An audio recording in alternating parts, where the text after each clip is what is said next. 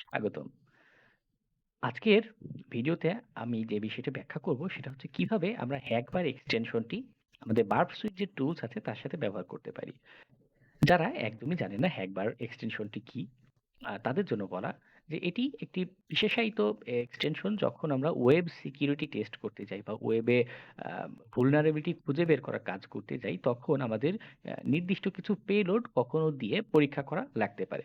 তো হ্যাকবার যে কাজটি করে এটি আপনি ফায়ারফক্স, ক্রোম সহ বিভিন্ন ব্রাউজারে খুঁজে পাবেন। সেখানে গেলে আ আপনি যেই ওয়েবসাইটে যেই পেজে বর্তমানে কাজ করছেন বা সিকিউরিটি খুঁজে টেস্ট করছেন, তো সেখানে সেই ইউআরএল এ আপনি বিভিন্ন রকম পেলোড সরাসরি ইনজেক্ট করতে পারেন বা ব্যবহার করতে পারেন।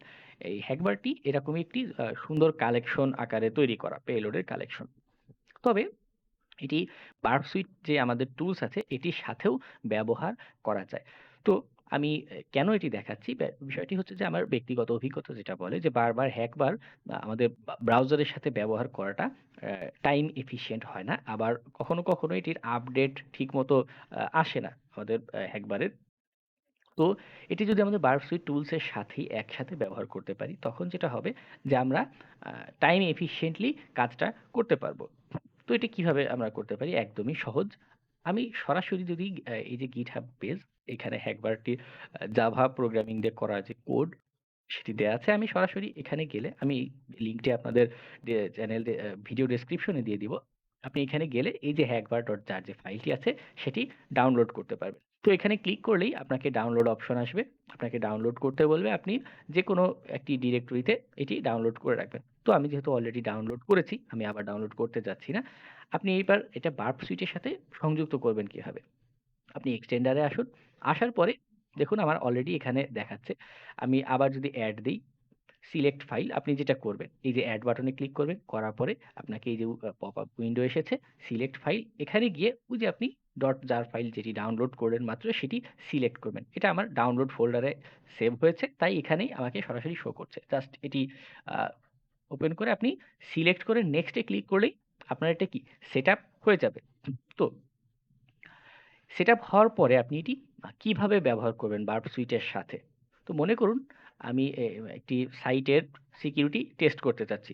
আমাদের টেস্ট PHP পুরনো। এটি একটি ডামি ওয়েবসাইট। এটিতে আমরা যেকোনো রকমের সিকিউরিটি টেস্টিং এর কাজ করতে পারি। তো আমি এখানে বার্পসুইট দিয়ে একই সাথে একটি XSS ইনজেকশন খুঁজে বের করার চেষ্টা করছি।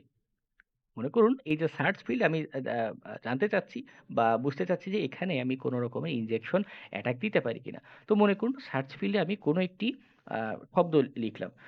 মনে করুন ইউটিউব। আমি লিখে যখনই এখানে ক্লিক করছি এটা আমার সরাসরি আমার যে বার্ব সুইট আছে এখানে ক্যাপচার হবে। এখানে চলে আসবে। দেখুন আমার এখানে চলে এসেছে। এই যে আমি ইউটিউব দিয়ে লেখাটি লিখেছিলাম এখানে শো করছে। এখন আমি এই জায়গাটিতে কি করতে পারি? চাইলে এটি আমাদের এই প্রক্সি যেই ট্যাব আছে এখানে কাজ করতে পারি। আবার এটাকে আমরা রিপিটার যে আমাদের বার্পসুইটে ফাংশনালিটি আছে এখানে নিয়েও কাজ করতে পারি। কোনো অসুবিধা নেই। আমি প্রক্সি সেটিং থেকেই দেখাই।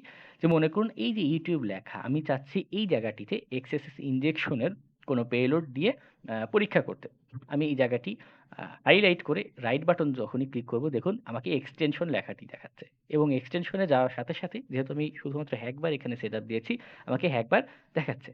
হ্যাকবারে যাওয়ার পরে দেখুন বিভিন্ন রকমের অ্যাটাকের পেলোডের একটি কালেকশন তৈরি করা এবং খুবই সুবিন্যস্তভাবে তৈরি করা। আমি যেহেতু চাচ্ছি এক্সএসএস ইনজেকশন খুঁজে বের করতে, আমি এখানে গেলে দেখুন বিভিন্ন রকমের এক্সএসএস ইনজেকশনের পেলোড এখানে আছে। Basic, image, SVG, HTML5। তো মনে করুন আমি HTML5 এর এইটি ব্যবহার করতে চাচ্ছি। আমি জাস্ট এটা সিলেক্ট করে দিব, দিয়ে এটি ফরওয়ার্ড করে দিলাম বার্বসুইট দিয়ে। দেওয়ার সাথে, সাথে এই দেখুন আমার এখানে একটি অ্যালার্ট জেনারেট হয়ে গেছে, অ্যালার্ট 1। অর্থাৎ আমি যেটা করতে পারলাম সেটা হচ্ছে আমাদের বার্পসুইট এবং হ্যাকবার এক্সটেনশন ২ টি একসাথে ব্যবহার করে এই যে একটি সাইট সেখানে XSS ইনজেকশন খুঁজে বের করে ফেলতে পারলাম। বিষয়টি চমৎকার। তবে একটি বিষয় না বললেই নয় সেটা হচ্ছে গিয়ে কিছু সীমাবদ্ধতা দেখা যায়। যে আমাদের এই যে হ্যাকবার এক্সটেনশনটি আমরা যদি এটার লিস্টে যাই, আপনারা দেখতে পাবেন যে বিভিন্ন রকমের পেলোড অনেক লিস্ট এখানে তৈরি করা আছে। এটি একদিক দিয়ে ভালো, আবার আরেকটি হচ্ছে গিয়ে এটা সীমাবদ্ধ। আমরা এখানে আ বিভিন্ন রকমের বা বিচিত্র রকমের কোনো পেলোড আলাদা করে সংযুক্ত করতে পারছি না। তো ওটা করতে হলে আমাদেরকে কাজটি ম্যানুয়ালি করতে হয়। তো ইনশাআল্লাহ আমরা পরবর্তী আরেকদিন এই বিষয়টি নিয়ে আলোচনা করব। আজকে আমাদের আলোচনা এ পর্যন্তই। সবাইকে ধন্যবাদ।